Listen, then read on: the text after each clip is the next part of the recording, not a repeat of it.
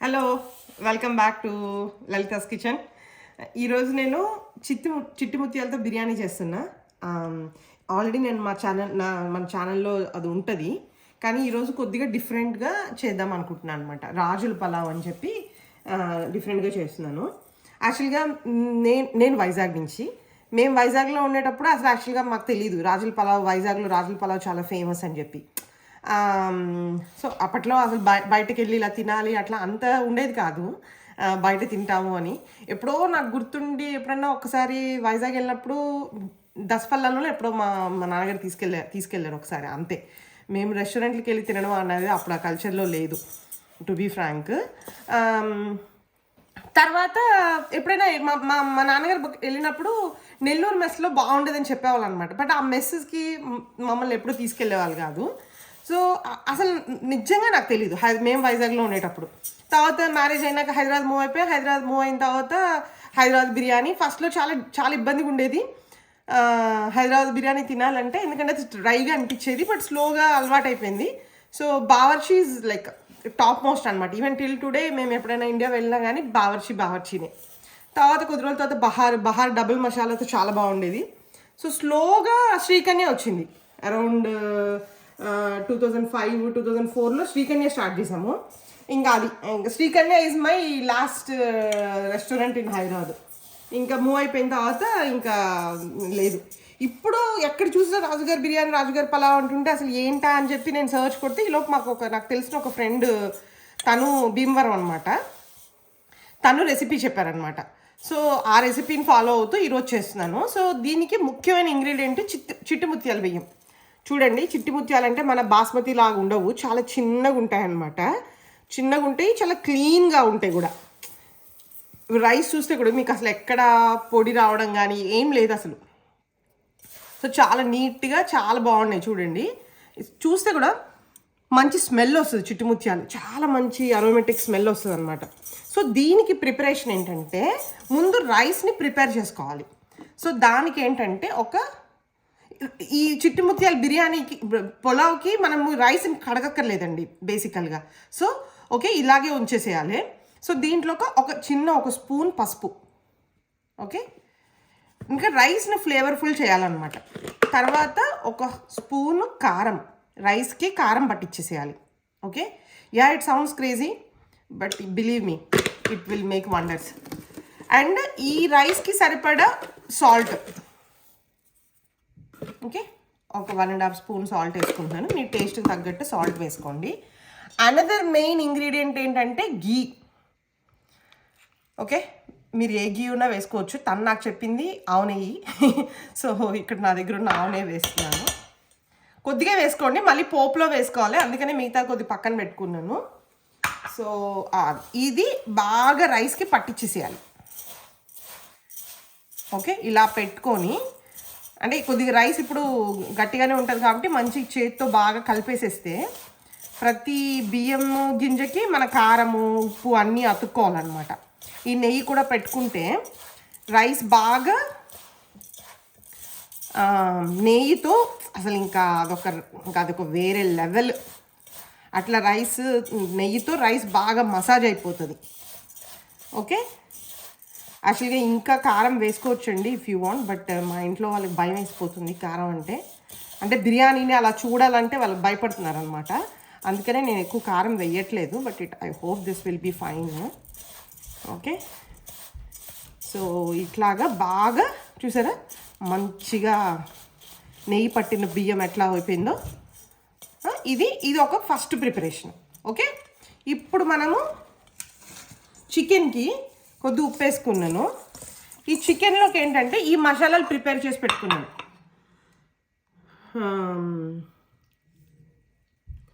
ఇది నేను మళ్ళీ చెప్తాను. జీడిపప్పులు చాలా మస్ట్ అంటే మస్ట్. తర్వాత ఒక టూ బే లీఫ్లు, ఇది ఫ్లవర్, ఇది తర్వాత ఇది చికెన్ మసాలా, ఇది గసగసాలు ఒక స్పూన్ తీసుకోండి. తర్వాత జీడిపప్పులు మస్ట్గా ఉండాలి. బే లీఫ్ ఒక 3 బే లీఫ్లు, చెక్కలు, ఇలాచీ ఒక 4 ఇలాచీలు, పువ్వు, అంతే మామూలు బేసిక్ మసాలా. ఇవి మంచిగా పేస్ట్ చేసేసుకోవాలి. ఓకే, ఇది మసాలా మనకి. ఇప్పుడు మన చికెన్ని ఒక 30 మినిట్స్ పాటు చికెన్ని మ్యారినేట్ చేసి పెట్టుకోవాలి. నేను కొద్దిగా ఉప్పు వేసాను ఆల్రెడీ. దీనికి ఇది మొత్తం అల్లం వెల్లుల్లిపాయ పేస్ట్ వేసేస్తాను. ఆల్రెడీ చేసి పక్కన పెట్టుకున్నాను. ఓకే, ఇది అల్లం వెల్లుల్లిపాయ పేస్ట్ ఒక 2 స్పూన్స్ వరకు వేసుకోవచ్చు. మీకు ఆల్రెడీ ఒక లాస్ట్ వీడియోలో చెప్పాను నేను. అల్లం వెల్లుల్లిపాయ పేస్ట్ ఎప్పుడన్నా వెల్లుల్లిపాయలు ఎక్కువ వేసుకోవాలి, అల్లం తక్కువ వేసుకోవాలి. ఎస్పెషల్లీ నాన్ వెజ్లో వాడితే. వెజ్లో వాడేటప్పుడు ఈక్వల్ ఓకే. సో దీనికి సరిపడా ఒక 1.5 స్పూన్ కారం. ఇది ఇంకా బిర్యానీకి అంతటికి. ఓకే, ఇంతే. దీన్ని బాగా మ్యారినేట్ చేసేసి బాగా పిసికి బాగా కలిపి పెట్టేసి దీన్ని రైస్ని ఒక 30 మినిట్స్ అట్లా మ్యారినేట్ చేసి పక్కన పెట్టుకోవాలి. ఓకే, అప్పుడు మనము ఒక 2 స్టెప్స్ ప్రాసెస్ ఉంటుంది. ఒక 2 స్టెప్స్ ప్రాసెస్ ఉంటుంది. దీని తర్వాత రైస్ని ప్రిపేర్ చేయడము, తర్వాత చికెన్ని ప్రిపేర్ చేయడము. ఓకే, సో అప్పుడు నేను దీని తర్వాత ఒక 30 మినిట్స్ వెయిట్ చేసిన తర్వాత మనం సెకండ్ ప్రాసెస్కి వెళ్దాం. ఇప్పుడు మనం పార్ట్ 2 అండి, యాక్చువల్ ప్రిపరేషన్లోకి వస్తాము. ఈ రైస్ నేను నీళ్ళు పోసాను. ఈ నీళ్ళు ఏంటంటే నేను 4 కప్స్ రైస్ పెట్టుకున్నాను. 4 కప్స్కి 10 కప్స్ నీళ్ళు పోసుకోవాలి. ఓకే, నీళ్ళు పక్కన మరిగించుకోవాలి. ఓకే, ఈ రైస్లోకి ఫ్లేవర్డ్ వాటర్ కోసము ఒక 4 ఇలాచీలు, ఒక 4 బే లీవ్స్, ఒక పెద్దది ఒకటి ఉంటే ఒకటి సరిపోద్ది, చెక్క ఒకటి, ఒక 4 పచ్చిమిరపకాయలు, ఒక గుప్పెడంతా ధనియాలు. ఓకే, ఇవన్నీ ఈ నీళ్ళల్లో వేసేసేయాలి. ఓకే, దీనికి కొద్దిగా ఉప్పు. ఇవి బాగా మరగాలన్నమాట ఈ నీళ్ళకి సరిపడేంత. ఇప్పుడు మనం దమ్ బిర్యానీ అంత ఉప్పు వేయక్కలేదు, ఎందుకంటే ఈ నీళ్ళలే వాడేస్తాం కాబట్టి దీనికి సరిపడే ఉప్పు వేసుకుంటే సరిపోతుంది. అంటే సీ వాటర్ లాగా ఉండక్కర్లేదు. సో ఇది మనకి బాగా మరగాలి, అందుకని మూత పెట్టేస్తున్నాం. ఓకే, ఇప్పుడు మనం ఇందాక బాగా మ్యారినేట్ చేసి పెట్టుకున్న రైస్ ఉంది కదా, దానికి ఇప్పుడు ఆ సెకండ్ ప్రిపరేషన్ కొద్దిగా నెయ్యి వేసుకున్నాను. మళ్ళీ నెయ్యి వేసి కొద్దిగా ఆయిల్ వేసాను. ఇది మనం సెకండ్ చికెన్ ప్రిపరేషన్కి అనమాట. ఇంకేందా మ్యారినేట్ చేసి పెట్టుకున్న చికెన్ని మనము ఇందులో వేసేసేయాలి. ఇప్పుడు వేసి కొద్దిగా ఇట్లా ఫ్రై లాగా చేయాలన్నమాట చికెన్ని. కొద్దిగా ఇది కరెక్ట్గానే వేసేద్దాం. సో నెయ్యి బాగా కరిగిపోయింది కదండి. ఇప్పుడు చికెన్ని ఇందులో వేసేసుకోవాలి బాగా నీట్గా.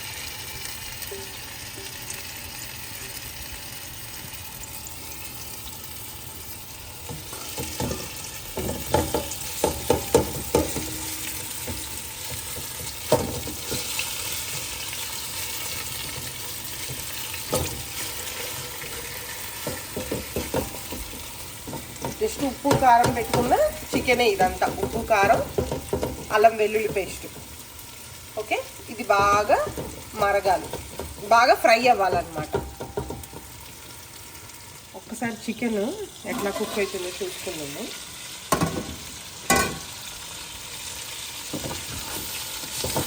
ఒక 2 కరివేపాకులు వేసానండి. సో చిన్నగా అతుక్కుంటుంది, దట్స్ ఓకే. కేర్ఫుల్.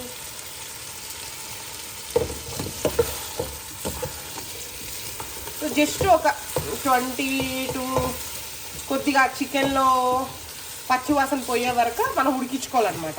ఇట్లా ఒక 10-15 నిమిషాలు చికెన్ ఉడకబెట్టేసేసి అప్పుడు మనము దీన్ని తీసేసేయచ్చు, పక్కకు తీసుకోవాలి. ఈ ప్రాసెసే కొద్దిగా డిఫరెంట్గా ఉంటుంది మన రెగ్యులర్ దమ్ బిర్యానీ కన్నా.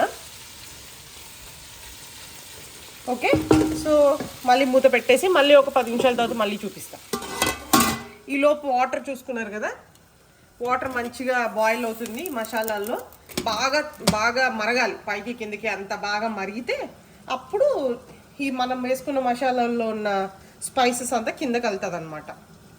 ఓకే, దీంట్లో కూడా కొద్దిగా ఒక 3 కరివేపాకు లీవ్స్ వేసుకున్నాను. అది చాలా అంటే మీరు చూస్తే మామూలుగా మనం దమ్ బిర్యానీలో కానీ మనం పులావ్లో కానీ వేసుకునేటట్టు కొత్తిమీర పుదీనాలు ఏం వేసుకోము, ఓన్లీ కరివేపాకు. మీకు ఎక్కడ పాసిబిలిటీ అనిపిస్తే కరివేపాకు వేసుకోండి అంతే. ఓకే, చూసారు కదండి, చికెన్ మంచిగానే ఉడికిపోయింది కదా, కింద అతుక్కుంటుంది. డోంట్ వరీ, ఏం కాదు, అది వచ్చేస్తుంది మళ్ళీ. సో ఇలాగ చికెన్ జ్యూసీగా దానికి ఉన్న అంటే ఉడకాల్సినంతసేపు ఉడికిపోయింది. ఇప్పుడు దీన్ని మనం ఏం చేయాలంటే ఇక్కడ ఒక చిన్న మనకు ట్రెడిషనల్ బిర్యానీ ప్రాసెస్ చేంజ్ అనమాట. దీన్ని ఈ ముక్కల్ని పక్కన పెట్టేసుకోవాలి అంటే చిరిగిపోకుండా. ఇది ఆల్రెడీ సగం ఉడికిపోయినాయి కదా, వీటిని మనం సేఫ్గా పక్కన పెట్టేసుకోవాలి. ఎందుకు అంటే చెప్తా. ఇప్పుడు ముక్క ఉడికిపోయింది బాగా, మనకి మంచిగా ఒక 70% వరకు ఉడికిపోయింది. సో ఈ ముక్కలో మసాలా కూడా బాగా బయటకు వచ్చేసింది కదా. సో ఇప్పుడు ఈ ఉన్న గ్రేవీలో మనం ఫస్ట్గా చేయాల్సింది ఒక గుప్పెడంతా జీడిపప్పు వేసుకోవాలి.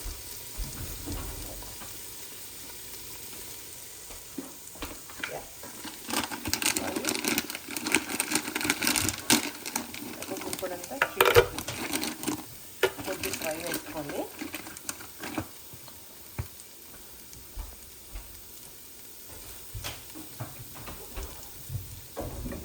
ఇది మంచిగా దీంట్లో ఫ్రై అవ్వాలి.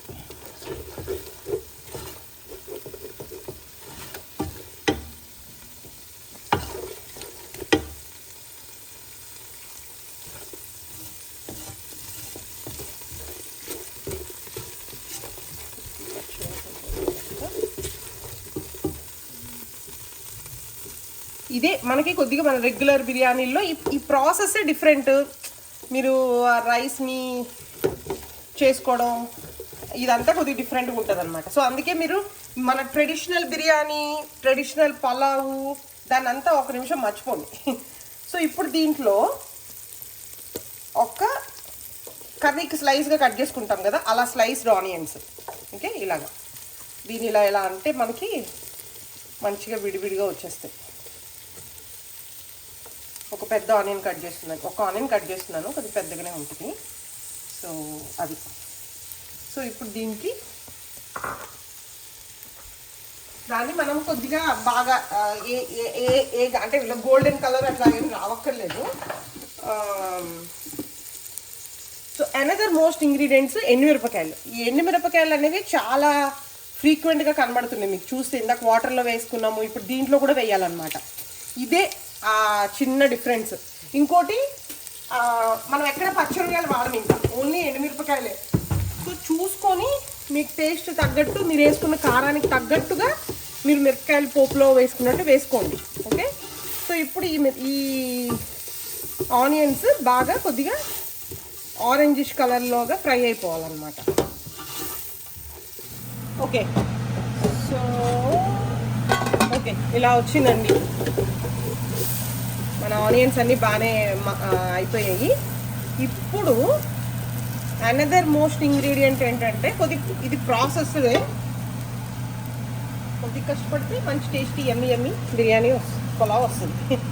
సో మన రైస్ని ఇందాక మనం మ్యారినేట్ చేసి పెట్టుకున్నాం కదా, ఆ రైస్ని ఇప్పుడు ఇందులో వేసి బాగా ఫ్రై చేయాలి. ఈ ఫ్రై చేసేటప్పుడు కూడా ఇట్లా రైస్ని బ్రేక్ చేసేది, ఎందుకంటే ఆల్రెడీ చిట్టుముత్యాలు చిన్నవి కదా. సో వాటిని ఏమీ డిస్టర్బ్ చేయకుండా జస్ట్ ఇట్లా సుతారంగా కిందకి మీదకి కలుపుకోండి అంతే. ఇట్లాగా మొత్తం రైస్ అంతా బాగా ఫ్రై అవ్వాలి. It will take some time, but trust me, చేసుకుంటే బాగుంటుంది. ఒక్క 4 to 5 minutes వరకు ఇలా నెమ్మదిగా కలుపుకుంటూ చేయాలి. సో ఇదండి ఇలా కలుపుకొని బాగా స్మూత్గా నెమ్మదిగా కలపాలి.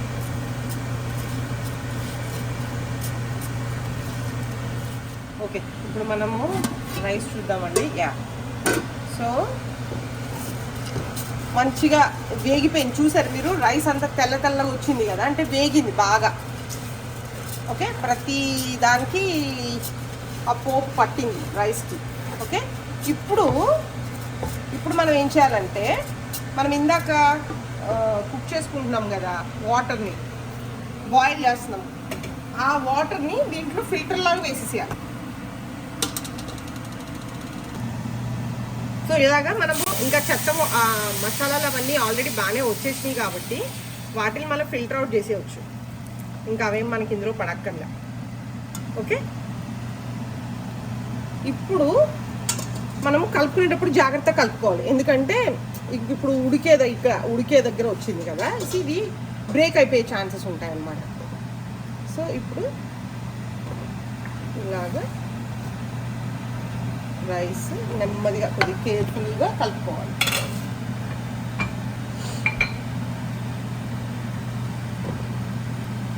ఓకే, ఇప్పుడు దీంట్లో మనం ఇందాక పెట్టుకున్న చికెన్ ఉంది కదా, ఆ చికెన్ని మంచిగా ఒకటి డ్రాప్ చేసేయాలి జాగ్రత్తగా. ఈ వేడి నీళ్ళు కూడా ట్రిక్ అండి. ఇదే దాంట్లో మీరు చల్లనీళ్ళు పోస్తే మీ మొత్తం చికెన్ మొత్తం చప్పగా అయిపోతుంది. సో ఈ హాట్ వాటర్ పోయడం వల్ల ఈ కుక్ అయిన చికెన్ దాని ఫ్లేవర్స్ పడతాయి అన్నమాట బాగా. సో అందుకని వాటర్ కంపల్సరీ బాయిల్ చేసి పెట్టుకోండి. ఓకే,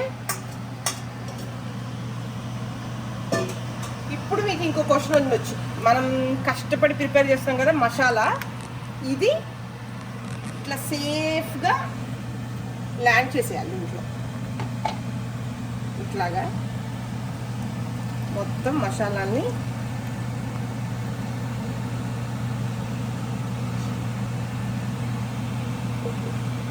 ఇందులో వేసేసేయాలి. కొద్దిగా చాలా అంటే చాలా కొద్దిగా నీళ్ళు పోసాయి, ఎందుకంటే ఇది ఇంకా రాదు కదా, ఈ మసాలా తిక్కుగా ఉంది కదా, మన జీడిపప్పు వేసాము కదా, తిక్కుగా ఉందన్నమాట, అందువల్ల కొద్దిగా నీళ్ళు పోసాను. సో ఇప్పుడు దీనికి చాలా కేర్ఫుల్గా మసాలా మొత్తము బిర్యానీ కట్టేటట్టు చాలా స్మూత్గా, రైస్ ఎక్కడ బ్రేక్ అవ్వకుండా కలుపుకోవాలి. ఓకే, అంతే అండి. ఇప్పుడు కొద్దిగా ఉంది కదా, ఇందాక కొద్దిగా నెయ్యి ఉంచాం కదా, దాన్ని కూడా పైన వేసేసుకోవాలి.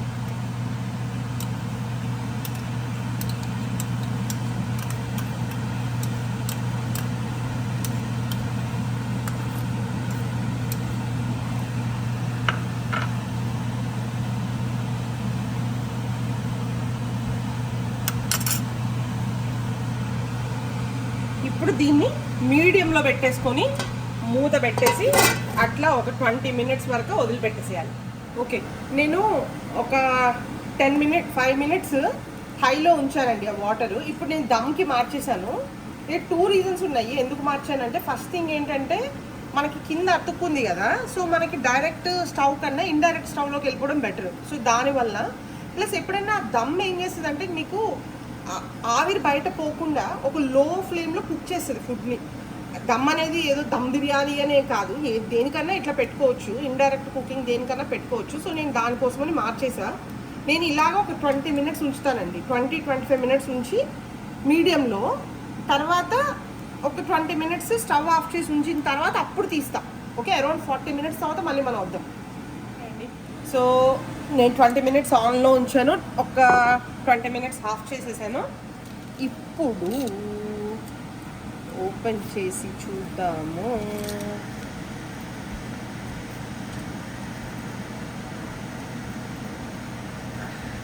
ఇది మొత్తం అంతా ఇలా తీసుకుని